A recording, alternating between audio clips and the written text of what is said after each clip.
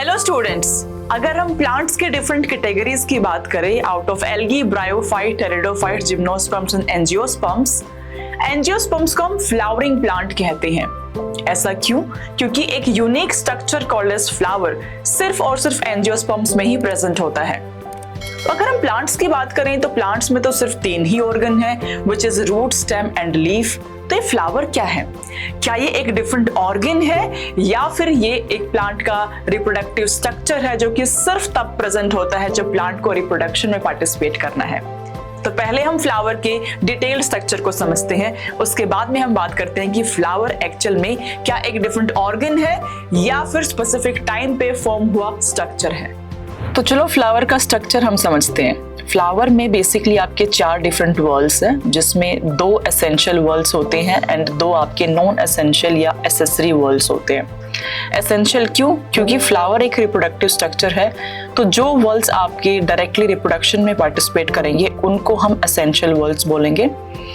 इसके अलावा जो 2 बच गए जो डायरेक्टली पार्टिसिपेट तो नहीं कर रहे हैं लेकिन कहीं ना कहीं फ्लावर के स्ट्रक्चर के लिए उनका इंपॉर्टेंस जरूर है, उनको हम नॉन एसेंशियल या एसेसरी वॉल्स कहेंगे।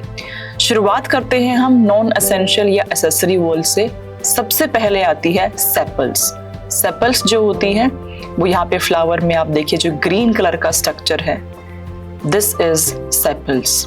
और सेपल्स के ग्रुप को हम कैलिक्स बुलाते हैं। ये आपकी एक सेपल हुई, ये दूसरी सेपल है फ्लावर में, ये आपकी तीसरी सेपल है। तो जो ग्रीन कलर का स्ट्रक्चर हम देख पा रहे हैं इसको हम सेपल कहते हैं। इसका फंक्शन क्या है?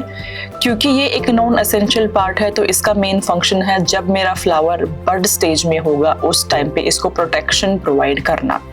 आप विजुलाइज कीजिए जब ये फ्लावर ओपन नहीं हुआ, इसकी ब्लूमिंग नहीं हुई है, उस टाइम पे everything is inside this bird like structure. उस टाइम पे प्रोटेक्शन का काम करते हैं मेरे sepals.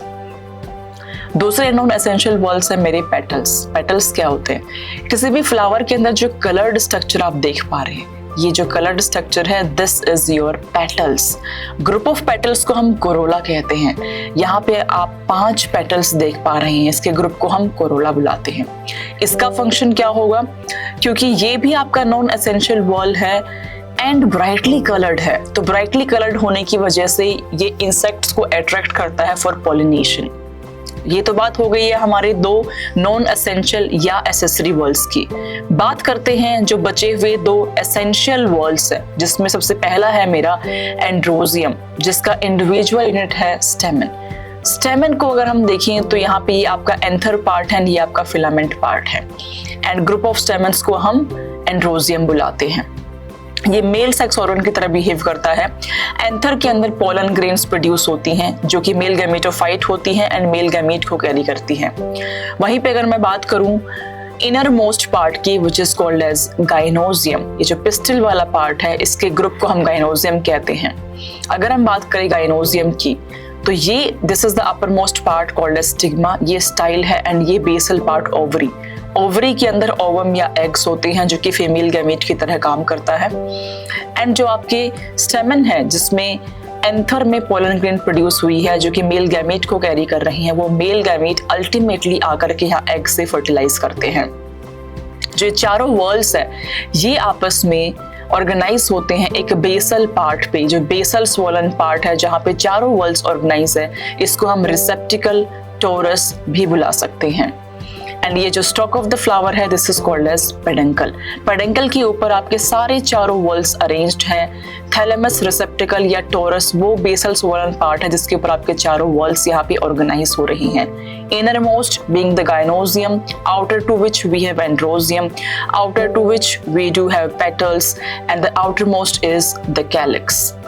Now we do have some plants जिसके अंदर कैलिक्स एंड कोरोला फ्यूज्ड होते हैं जिसको कि आप डिस्टिंग्विश ही नहीं कर पाते हैं।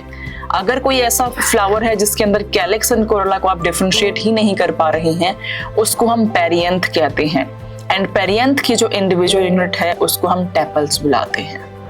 अगर हम बात करें फ्लावर के 4 डिफरेंट वॉल्स की तो हमें समझ में आता है कि ये रिप्रोडक्शन में पार्टिसिपेट करता है। तो क्या ये एक डिफरेंट ऑर्गन हुआ? Answer is no. Flower is not a different organ but ये मॉडिफाइड शूट होता है। जब भी प्लांट ने डिसीजन लिया कि अब उसको रिप्रोडक्शन में पार्टिसिपेट करना है, उस टाइम पे शूट मॉडिफाई करके फ्लावर का फॉर्मेशन कर लेता है, इसीलिए हम इसको एक रिप्रोडक्टिव स्ट्रक्चर कहते हैं। चलिए अब बारी है नीट एग्जाम के एक प्रीवियस ईयर क्वेश्चन को सॉल्व करने की, एंड इसका आंसर आप सब बच्चे मुझे कमेंट सेक्शन में बताना। क्वेश्चन रहा ये,